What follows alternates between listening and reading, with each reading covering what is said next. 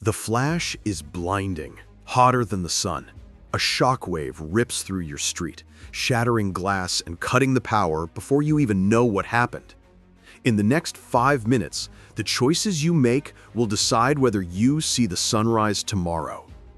Right now, Washington has paused shipments of key air defense missiles to Kiev, conserving dwindling stockpiles even as Russian forces press toward a summer offensive and Ukrainian drones strike deeper inside Russia than ever before. Intelligence confirms Iran has begun loading naval mines onto fast boats, signaling intent to threaten the Strait of Hormuz after Israel's latest precision strikes.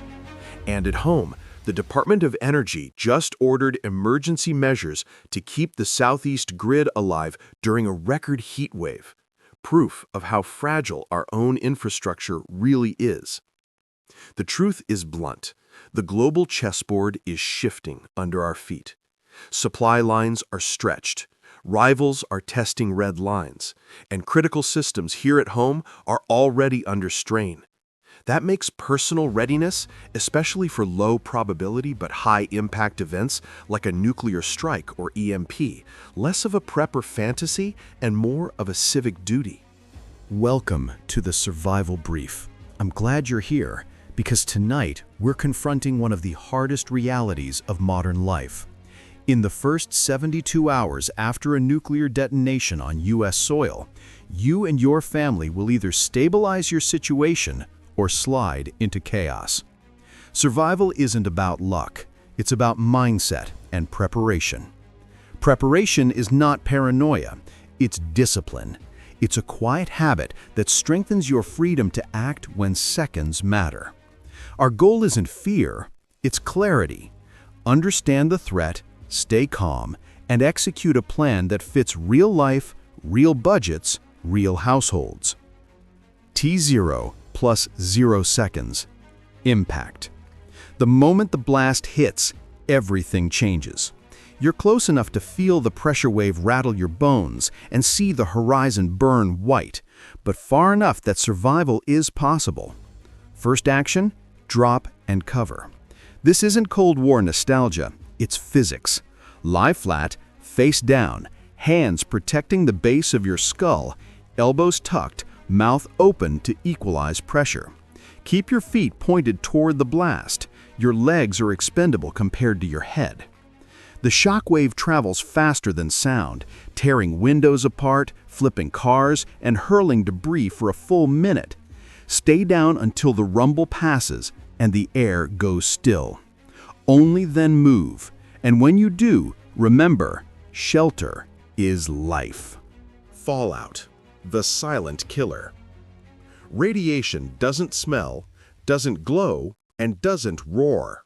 It falls invisibly with dust and ash within 15 to 20 minutes of the blast.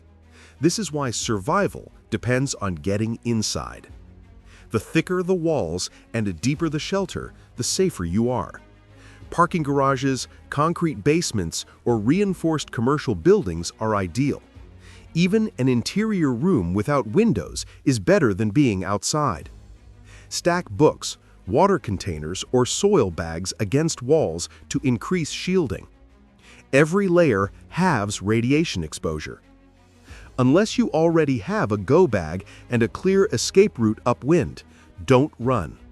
Fallout drops fast, and once you're caught in it, every breath could be lethal. In nuclear survival, stillness often beats motion. The rule of sevens. Radiation weakens quickly. After 7 hours, levels fall to 10% of their peak. After 2 days, just 1%. That means the first 48 hours are the most dangerous. If you stay sheltered and disciplined, your odds rise dramatically. Water and food. By hour 12, water becomes critical, not just for thirst, but for judgment, energy, and morale. Plan for 3 gallons per person for the first 72 hours. Store clean water in sealed containers and rotate it twice a year. If forced to collect water, filter out particles first with cloth, sand, or charcoal, then disinfect. Never rely on rainwater right after a blast. Food is secondary but still matters. Aim for 2,000 calories per adult per day. Choose dense, shelf-stable items: tortillas, canned meat, peanut butter, multivitamins, and multivitamins. Eat perishables first, then freezer, then canned goods. And don't forget infants and pets. Their needs can't be improvised when stores are closed and fallout is outside. Medical and mental readiness. A true emergency kit is more than Band-Aids. You need supplies to handle trauma: tourniquets, pressure dressings, chest seals. Learn how to use them now, not later. Store at least a week of essential prescriptions, sealed and labeled. But survival is not just physical, it's mental. Structure is power. Print a simple daily routine: hydration check, radio update, light exercise, deep breaths. For children, routine brings calm. They mirror your tone. If you panic, they panic. If you stay focused, they follow. Power and communication. Light and information are lifelines. Keep a solar panel or backup battery inside your shelter.